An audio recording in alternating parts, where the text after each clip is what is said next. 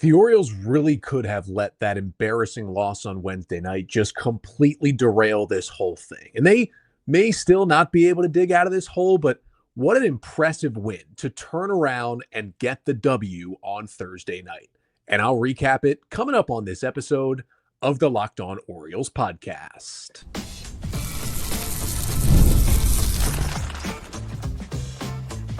You are Locked On Orioles, your daily Baltimore Orioles podcast. Part of the Locked On Podcast Network, your team every day.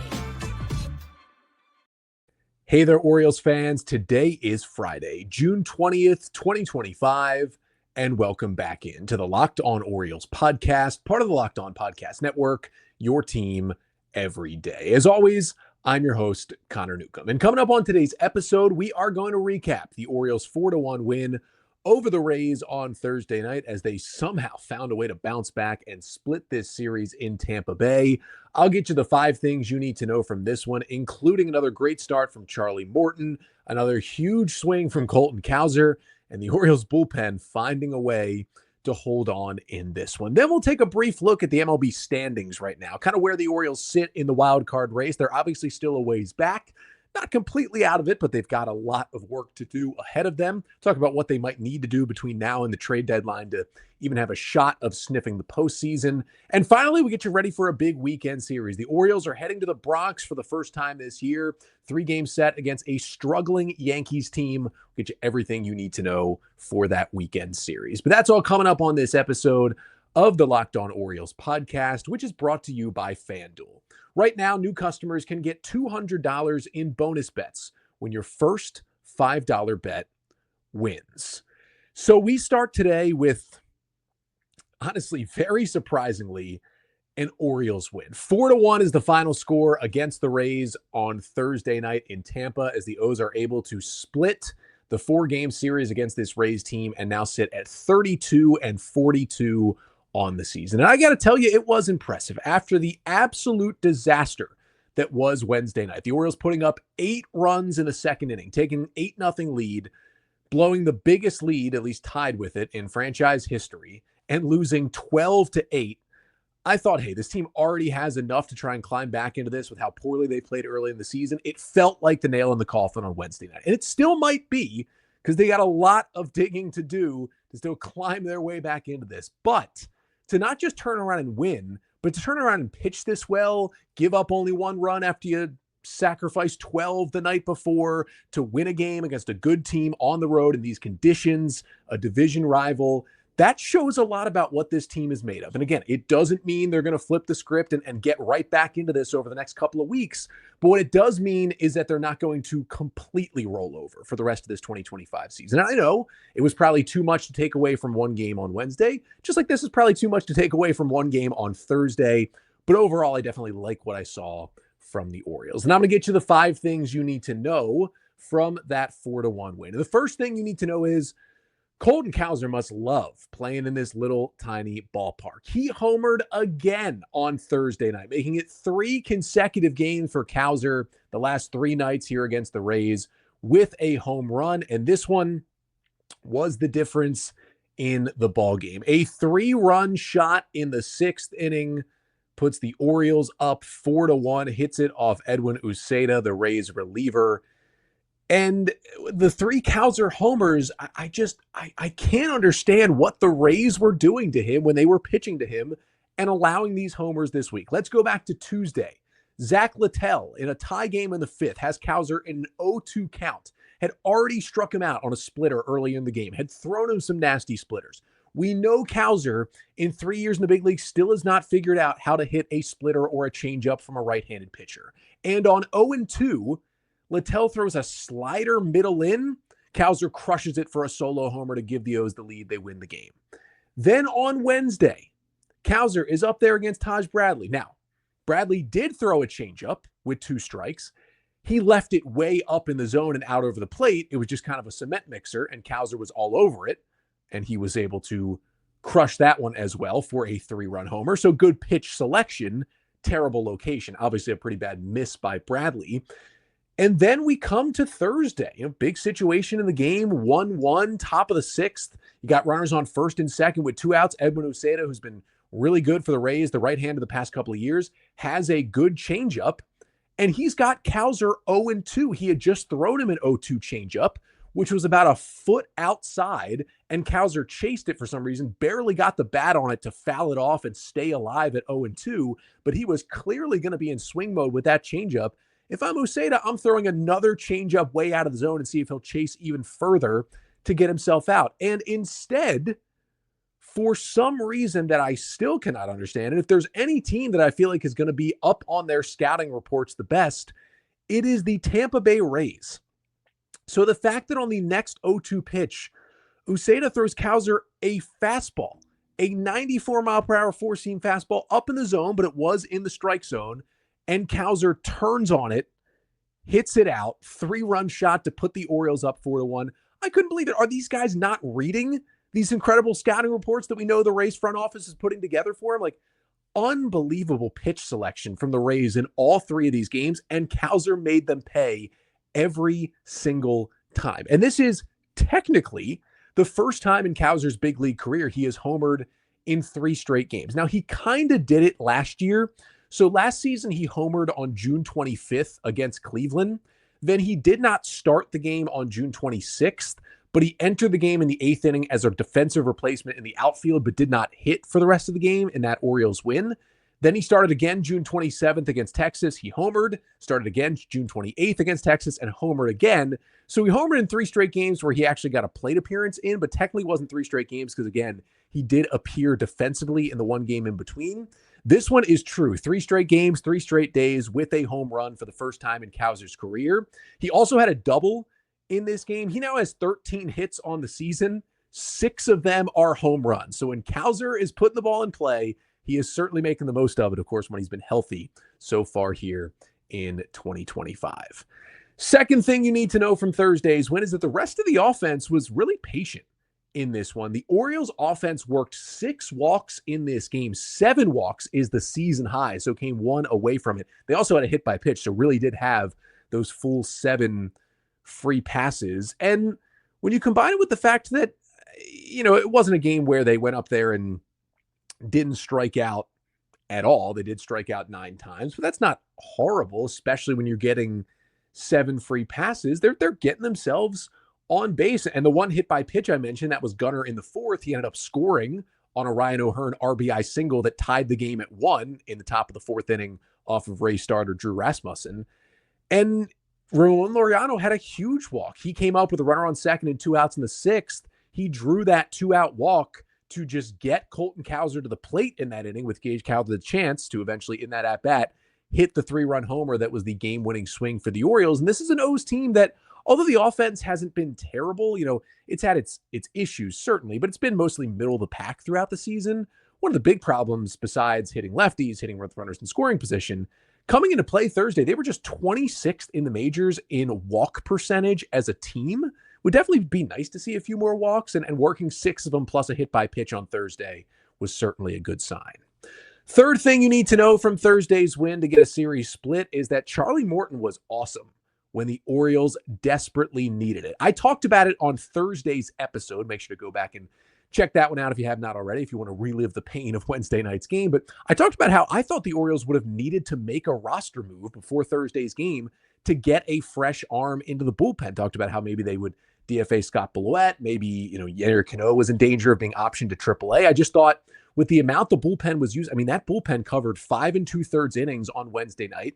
They're right in the middle of a stretch of 16 games in 16 days with no off days. They're using this pen a lot, and the pen's been great, except for Wednesday in the month of June, but it's getting close to overuse. And I just thought, man, Charlie Morton's been better lately, but can you count on him going deep into the game? You might really need another arm. The Orioles opted to not make a move. They stuck with those same 8 relievers, and they needed length from Morton, and they got it. Charlie Morton goes out there and gives the Orioles 6 strong innings of 1-run ball, 6 hits, 7 strikeouts, no walks, no homers on 84 pitches for the veteran right-hander, who still has a bad-looking ERA, but he has dropped it all the way to now 5.64 on the season, when it was hanging around in the 9s for a while there for Charlie Morton. And I just thought the curveball was absolutely devastating from Morton on Thursday night. He threw 41 curveballs on 84 pitches. So just shy of half of his offerings were curveballs, threw them to lefties, threw them to righties, and he was dotting them. This was, and the curveball command's gotten better and better as Morton's gotten better and better as the season's gone on. But this was the best curveball command we have seen from Morton all year. And the best part is, I think I've said that a couple of times in the last handful of starts from Morton, and it's getting even better. A 59% in-zone rate from the curveball, also a 35% chase rate, which was really nice. He got 6 swings and misses on that curveball, 7 called strikes, 10 foul balls. He was just pumping the strike zone with the curve. And the best part about it, this is why it's so important for Morton to be able to land his curveball for a called strike. Everybody knows it's his best pitch. Everybody knows at this point in his career, he's going to throw the curveball more than anything else. Lefty, righty, doesn't matter when he goes out there. However, a lot of times this season, although the curveball had the same big spin rate and the same movement, he couldn't land it for a strike consistently. So when guys saw that spin coming out, they knew to just lay off because 2/3 of the time it was going to end up out of the strike zone, and that pitch can be so unhittable. It was a good bet for a hitter to take to just lay off it, and that's why he ended up walking so many guys. When he can, like he did on Thursday, consistently land the curveball for a strike, when a hitter sees the spin, he has to be in swing mode because he's thinking this guy can throw it for a strike or he can throw it off the table. And Morton threw it for a strike enough that when he did throw it off the table on Thursday night, he got chases and he made some guys look silly. Specifically, that strikeout he had of the lefty Josh Lowe, that back foot curveball he threw where Lowe looked like he had never swung a baseball bat in his life when he struck out on that down and in curveball against Morton. I mean, the stuff on the curve was just fantastic. It's been getting better and better as the season has gone on. And again, that was the best command outing in general that he has had. I liked what I saw from both fastballs. He dropped in the changeup a few times. I really liked the shape of that pitch when he threw it. And it was the first start of the season for Morton in which he did not walk a batter. 0 walks in this one. The only other time he's pitched and not walked anyone this year was when he threw a 2-inning relief outing in Anaheim back in May and didn't walk anyone. But this was the first start with no walks. First time since July 10th of last year against the Diamondbacks when he was pitching for the Braves that he started a game and did not walk anyone. Now, there was a free pass. He did hit one batter on a back foot curveball earlier in the game, but he only had 1 3-ball count. It came in the 6th inning against Brandon Lau. That was the only 3-ball count of the game, and it was in his final inning. He was just pounding the strike zone. And the Charlie Morton resurgence, it continues at such a much-needed time for the Orioles. It doesn't erase how just incredibly awful he was early in the season and how badly he hurt the Orioles by being that bad early on. But he's trying his best to make up for it. In the last 8 outings for Charlie Morton, he's thrown 35 1/3 innings, posted a 2.29 ERA with 46 strikeouts to just 10 walks in that stretch. He has been phenomenal lately for this Orioles team, deserving to stick in the rotation with this starting spot. And even if the O's can't fully turn this thing around, one thing that is going to happen, if Morton keeps looking like this, the O's are going to be able to trade him for something at the deadline. Who would have thought ever in the world a month ago that could have been the case? So at the very least, that could be a silver lining out of this Charlie Morton season. Fourth thing you need to know from Thursday's win is that the bullpen was able to lock it down for the Orioles in the final 3 innings, but didn't look so great doing it. I was a little surprised that at just 84 pitches, Tony Mansolino did not send Morton back out there for the 7th with a 4-1 lead, maybe at least give him a little bit of a chance, especially with how taxed the bullpen was from the night before. But he thought, hey, my bullpen's pitching well overall. There's only 9 outs to get. Every pitch that Morton throw probably counts as more than usual in the hot, humid, muggy weather they're pitching in Tampa Bay. So he goes to the pen, he goes to Seranthony Dominguez, and Dominguez issued a 4-pitch walk and then a single to the first 2 batters in the 7th, and it's like, here we go again. But he locks in, he goes strikeout, ground out, through some big splitters, and puts up the 0 and gets out of the jam. Then Gregory Soto comes in the 8th. What does he do to start the inning? 4-pitch walk. Also allows a single with 1 out, but he gets 2 huge strikeouts and gets pulled from the game. Runners on the corners, 2 down, 4-1 in the 8th.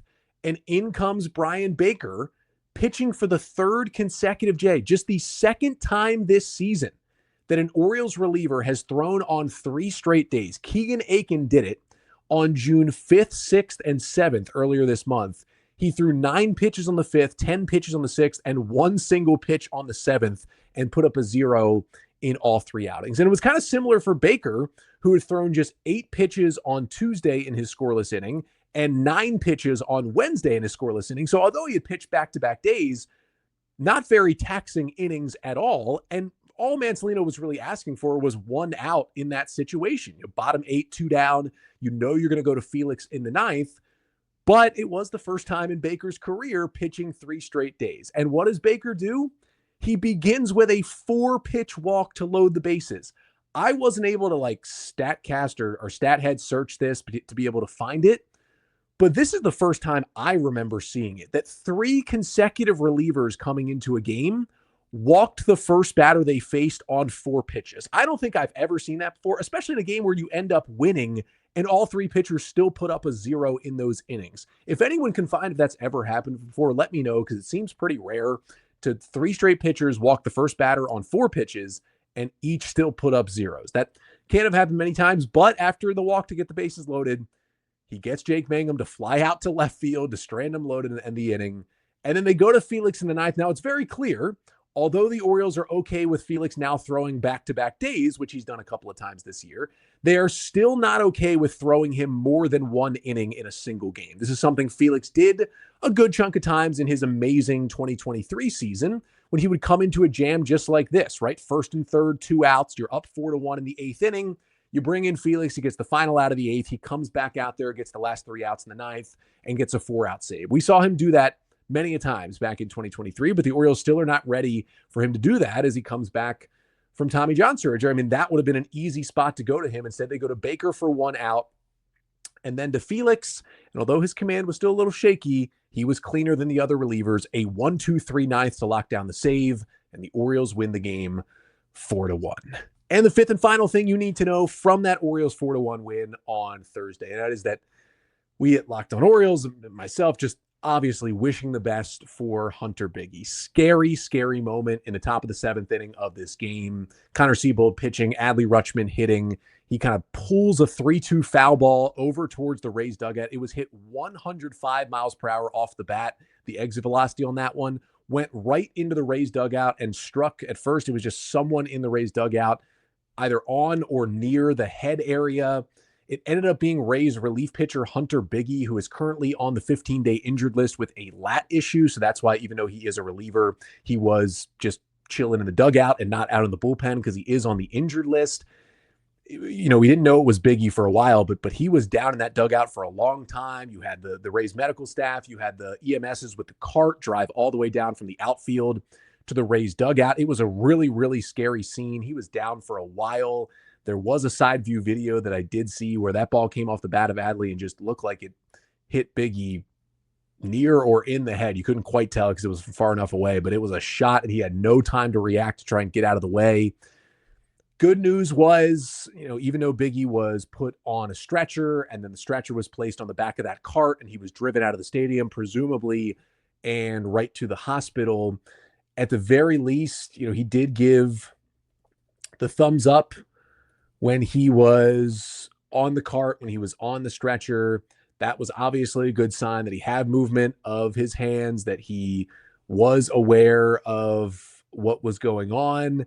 We have an update. This one is from Ryan Bass, who is the Rays TV reporter. This is just as I'm recording now. He never lost consciousness, which is a good sign. He was struck on the side of the face with that line drive. That is scary, scary stuff. Apparently, Biggie can see out of both eyes and continues to be evaluated at a local hospital. This is as of about 11 p.m. Eastern time on Thursday night. Kevin Cash, the Rays manager, said, quote, "He's coherent. He's talking to the physician. He's going to have a lot of tests over right now. I think he's getting some tests done and probably throughout the night." So obviously more updates to come on Biggie, even though the Orioles are now leaving Tampa and the series with the Rays is done as they get the split in the 4 games.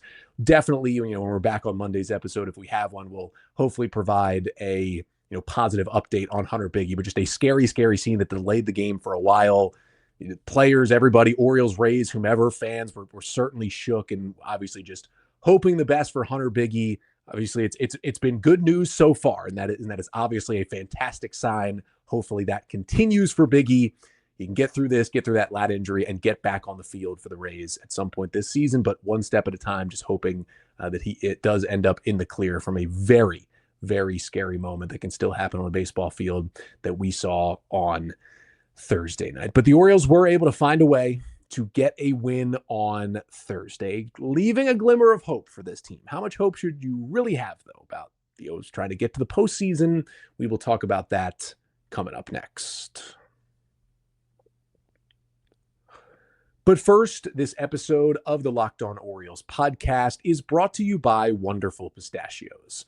Looking for a snack that's both delicious and nutritious? Crack into a good source of protein with Wonderful Pistachios. Wonderful Pistachios is one of the highest protein nuts. Each 1 ounce serving has 6 grams of protein, giving you over 10% of your daily value. Plus, they're packed with fiber and better for you unsaturated fats to help you keep you feeling fuller longer. Now, for me, I love the classic variety, right? Just cracking open a shell, that's a satisfying crunch, and it's an awesome, awesome snack. But the no shells variety is great too. Perfect grab-and-go snack for those busy days, road trip, snack at the desk, need a quick protein boost right before the podcast, whatever it may be.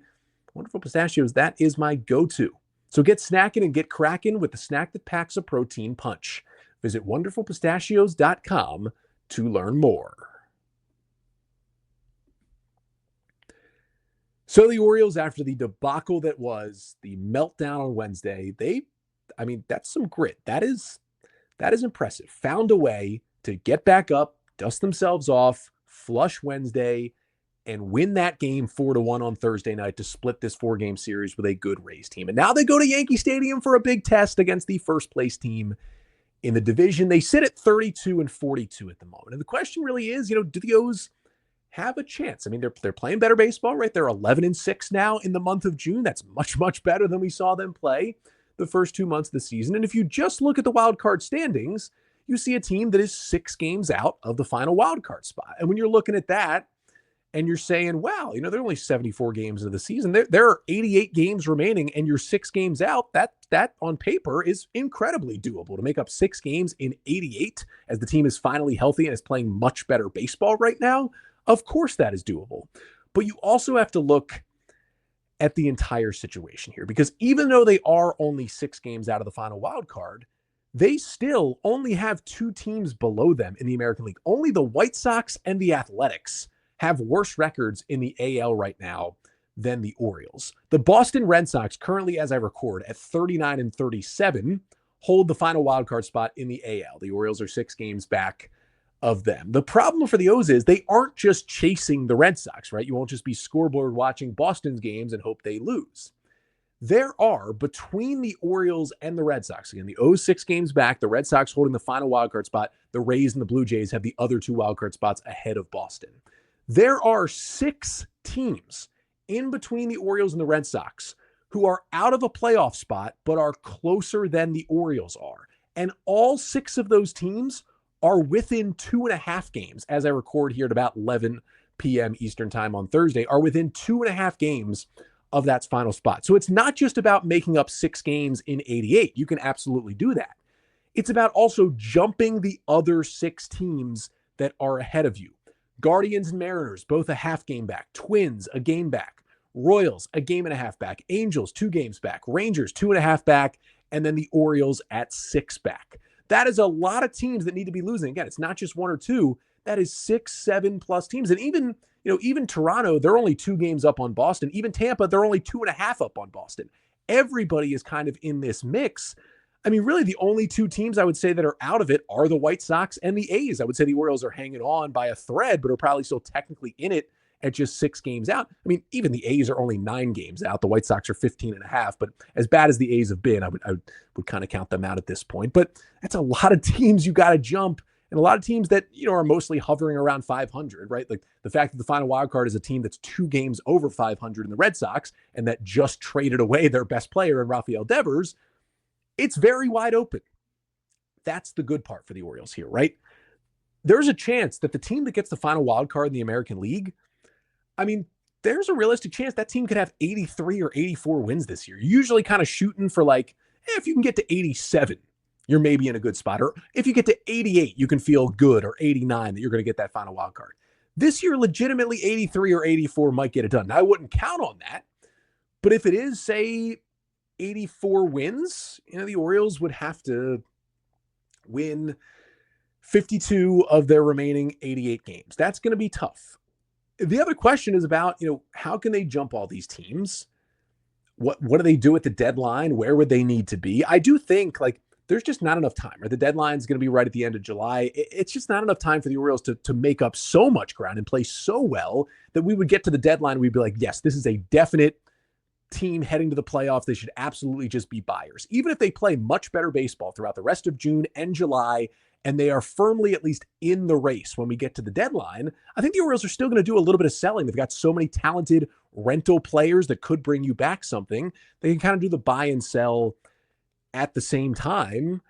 And I think you got to get over 500 by the deadline. To have any chance at this, you got to be over 500 at the deadline. That means the Orioles need to go 23-12 in their next 35 games before the trade deadline. Those are games, they've got the Yankees coming up. They play a pretty tough schedule. They got to go 23-12. That is a 657 win percentage. That's a 106 win pace they've got to play on the next 5 or 6 weeks to really be in a place to think about adding to this team at the trade deadline and being a real playoff contender. It's possible. It's improbable, but it's possible. And this Orioles team, I feel like, is more talented than most of, if not all of the teams also in the wild card race. You look at the teams above them. Texas Rangers. You could argue they have more talent than the Orioles. They've just been kind of a mess at times this year. Angels absolutely don't have more talent than the Orioles. The Orioles are 5-1 against the Angels. No. Royals. Bobby Witt's great. Pitching staff looks good, but Cole Reagans is out. They do not have more talent than the Orioles. The Twins might have more talent, but they are a mess right now. Mariners might have more talent with the pitching staff they have, but they are getting injured. Guardians, I don't think they have more talent. Red Sox, now that they traded Devers, you could argue it. And I would say the Rays and Blue Jays probably have more talent, but all those other teams that the O's are chasing, you could make arguments about each one of them that the Orioles are a more talented roster on paper than they are and could have a better chance to make a run and get into that final wild card spot. So it is possible. It's just when you dig yourself such a hole and you are at 32-42, even with a very weak American League. And again, if you told me the final wild card team is 83-79 at the end of the season, I wouldn't be super shocked. That's a good thing in the Orioles' favor. They still got to play much, much better baseball. So let's see if they can do it. Let's see if they can do it against the good teams. Got a good team this weekend. They're going to the Bronx. Preview this Orioles-Yankees series to finish off the pod coming up next. But first, this episode of the Locked On Orioles podcast is also brought to you by FanDuel. The NBA playoffs, they are in full swing. Are they ever? Every night delivers highlight-worthy performances, major momentum shifts, and can't-miss moments. Whether it's a game-winning shot or a breakout player, there's never been a better time to get in on the action. And FanDuel makes it easy to stay in the game before tip-off and live. With player props, performance trends, and same-game parlays, fans have more ways than ever to play smart and win big. We've got a Game 7 coming up this weekend. How about the Pacers just blowing out the Thunder in Game 6 on Thursday night? Winner take all. Game 7 of the NBA Finals. Nothing better than that in Oklahoma City on Sunday. You can pick out which players are going to show up in the big moments. Let me tell you right now, I'm taking the over on SGA points. I'm taking the over. The Thunder have shown that they need Aaron Wiggins to give them something to win these games. Maybe you take the over on Aaron Wiggins as well for Game 7. And if you're new to FanDuel, it's the perfect time to sign up. Head to FanDuel.com and place your first $5 bet. If it wins, you'll get $200 in bonus bets. Make every moment more with FanDuel, official sports betting partner of the NBA. So to finish things up here on a Friday pod, let's preview the weekend series. Orioles and Yankees. The O's heading up to the Bronx for the first time this season. Yankees coming in at 43-31 on the year. They are in first place in the American League East, although at this point, just a 2.5 game lead on the Rays, who sit in second. The Yankees were kind of cruising for a while. Then they started to not play so good baseball. They had lost 5 games in a row before they pulled it out and beat the Angels 7-3 on Thursday afternoon to snap that losing streak. They had a nice, comfy lead in the division. They got Tampa and Toronto breathing down their necks now. So this is a big series for the Yankees this weekend at home, who have not been playing good baseball. Their offense has gone kind of completely quiet. And the Orioles, surprisingly, have already won the first series of the year. Remember, at the very end of April, an Orioles team that was playing horrible baseball took 2 of 3 from the Yankees in Baltimore. The one game the O's lost was when Kyle Gibson gave up 1 million home runs in his first start of the year, but the Orioles held on to win the other 2 games. And it was the Yankees that lost 6 in a row, I believe, before they won that game against the Angels on Thursday, dropping 3 out of 4 to Anaheim. And the Yankees offense just hasn't been good in June. 89 team WRC plus in June coming into play on Thursday. That was just 23rd in baseball. They're 22nd in runs scored this month. Jazz Chisholm and DJ LeMahieu have both been great since coming off the injured list this month, but Aaron Judge has been struggling a little bit. I'm not going to lie to you. Like, he's still been a good hitter, but for Aaron Judge comparisons, this is not a good version of Aaron Judge. He's got a 42% strikeout rate in the month of June. That is the highest among all qualified big league hitters in June. He is punching out a lot. Jason Dominguez, Paul Goldschmidt, who was great early, Ben Rice, who was great early, have all been borderline unplayable at the plate so far in June. Now, the Yankees just did activate Giancarlo Stanton off the injured list this week to play for the first time this year.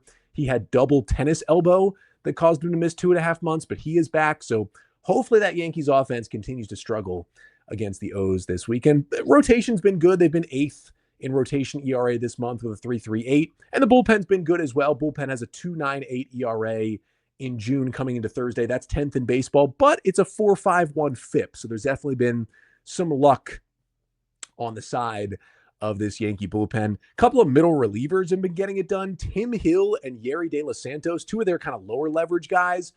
Both of them have thrown at least 8 innings this month, and neither have allowed a run out of the Oriole bullpen, out of the Yankee bullpen. They are without Luke Weaver, their closer. He's on the injured list. So Devin Williams, who they traded for this offseason, is back in the closer role, and he is now pitching much, much better. He's allowed just 1 earned run in the month of June, 8 strikeouts to no walks in this month. So watch out for this Yankee team. Even playing bad baseball, they've got a whole lot of talent. It starts tonight, 7:05 on Masson. Max Fried, the star left-hander who the Yankees signed to an 8-year, $218 million deal, is going to go for the Yankees tonight here in Game 1. And he will go up against Tomoyuki Sugano with a 3.38 ERA on the season. Sugano has not completed 5 innings in either of his last 2 starts. His command's kind of been off lately, but he had that great start against the Yankees back on April 28th. 5 scoreless innings, 5 hits, 8 Ks, and 1 walk.